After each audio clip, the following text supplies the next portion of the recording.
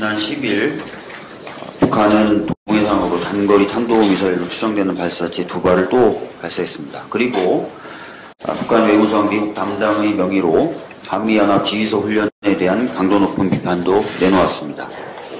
북미 대화가 추진되고 있고 추진되어야 하는 상황에서 북한의 이러한 도발은 유감스럽습니다.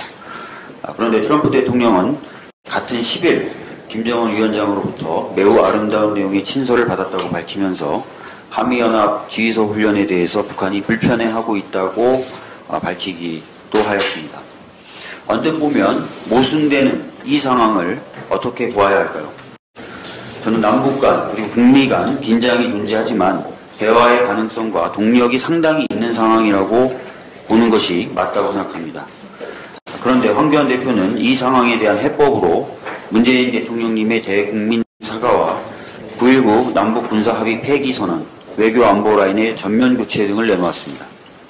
이것은 대화의 가능성과 동력이 있는 상황에서 남북 간 그리고 북미 간 대화를 촉구하는 것이 아니라 오히려 대화의 가능성을 아예 없애고 긴장과 적대만 있었던 과거로 돌아가자고 하는 것이나 마찬가지입니다.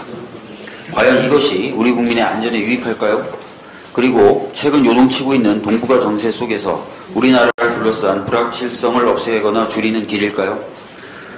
야당은 정부 여당을 견제하는 역할을 해야 합니다. 그러나 자유한국당이 대통령에게 대국민 사과를 요구하고 긴장과 적대만 있었던 과거로 돌아가자고 하는 것은 건설적인 견제와 제안이 아니라 오히려 한반도의 위기를 기회로 무책임한 정쟁을 만들어내는 것이 아닌가 합니다. 자유한국당은 무책임한 정쟁으로 국민을 불안 속에 내몰 것이 아니라 한반도 평화 프로세스를 위해 실질적인 역할을 해줄 것을 요청하는 바입니다.